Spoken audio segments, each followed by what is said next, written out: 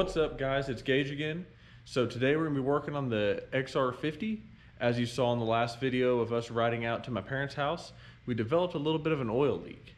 So what we're gonna do today is see if we can't take care of that oil leak and get this thing fixed up. So as you saw, I went ahead and sprayed all this off and let it dry with some brake cleaner. But as you saw, we had an oil leak, I believe, coming from the oil pressure port, I believe what that is, the copper crush washer or the gasket up under this plate.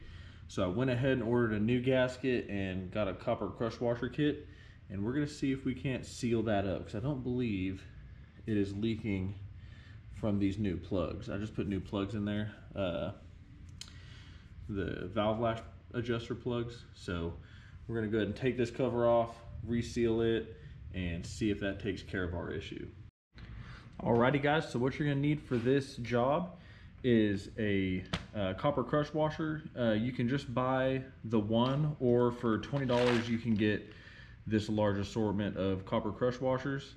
I will say this does come in handy for pretty much anything vehicle related. If you have turbo oil feed and coolant feed lines, these are nice to have. Drain plugs, other stuff like that, these are great to have on hand, and for $20 couldn't beat it. And then a seal kit. I couldn't find just this gasket here by itself, the one for that front cover. So what I'm gonna do is just rob that gasket out of this kit, save that for later. But I believe it was like $15, $20 for that gasket kit. So it's always great to have spare gaskets, so might as well grab the whole kit. A 10mm wrench or ratchet and socket, and I'm going to use some red high temp RTV on this gasket just to help ensure that it does seal good in case those T-bolt billet covers aren't level. I'd imagine they are, but just in case. So we're going to go ahead and jump into getting all this swapped on there and see if that fixes our oil leak. Alright, so we're going to start with taking all of these off. We'll just use our 10mm.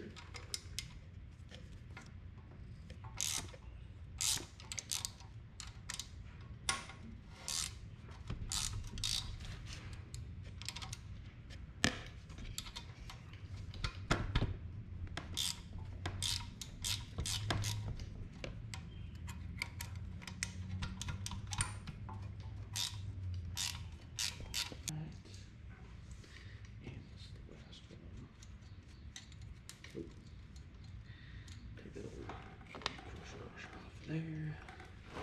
All right. Let's see. I'm probably gonna drain everywhere.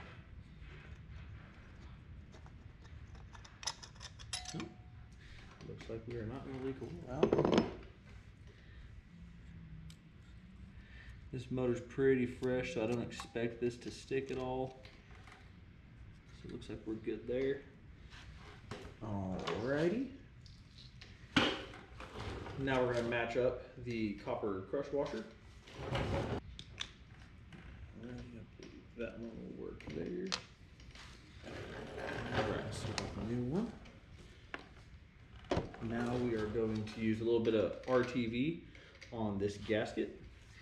In this surface area, just wipe off that little bit of extra oil. Make sure there's none up here, shouldn't be. There was oil right here, so it's definitely leaking right through here. So let's just smear a little bit of these goods on there. All right. So now I'm going to slide the new gasket right onto here. And I'm gonna get this plate, make sure it's nice and clean. We're going to slide this plate right over it to help push that gasket down.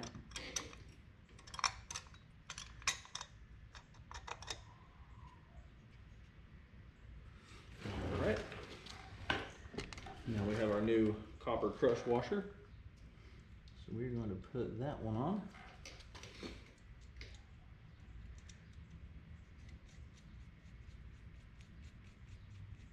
And just snug it up with your fingers. Same with this one over here.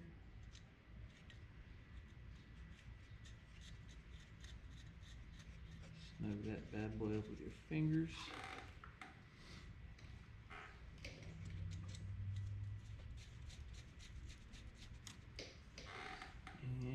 last one.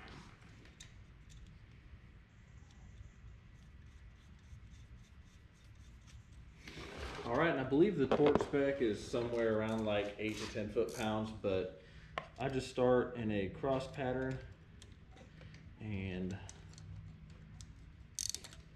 just snug them up by hand.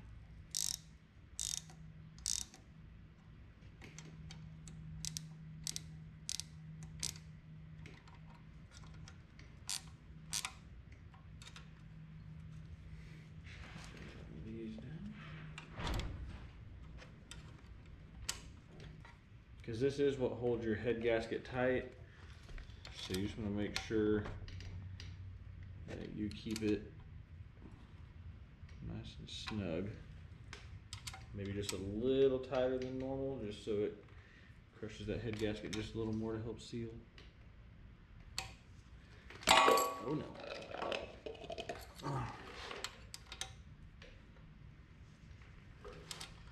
Those all feel pretty even. If you turn wrenches for a while like I have, then you can kind of tell when everything's close to even. It's never as accurate as a torque wrench, so I'd highly recommend that you use a torque wrench. So there's that. We got that put on. And now we're going to check the spark plug, because like I said, I believe it's running pretty fast, so we're gonna see just how dark that plug is. But as you can see here, we got that cover all put on, and you got that new copper crush washer in there. So we're gonna let that set up before we start it. So we're gonna go ahead and jump into replacing this spark plug.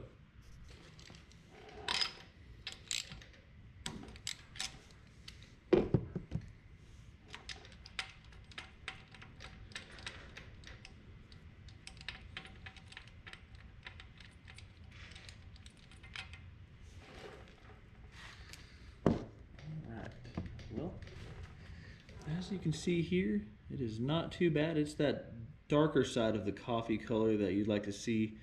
It's definitely not white, and it's definitely not too black.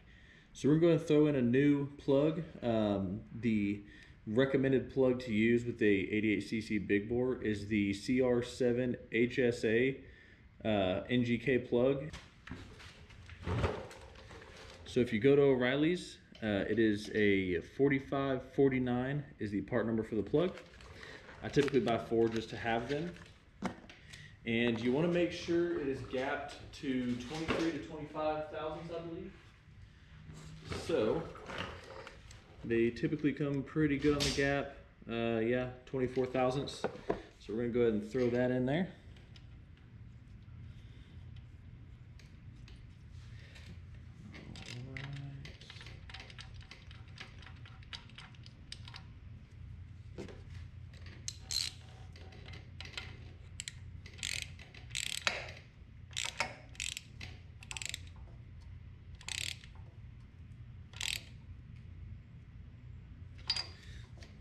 And throw on the spark plug boot.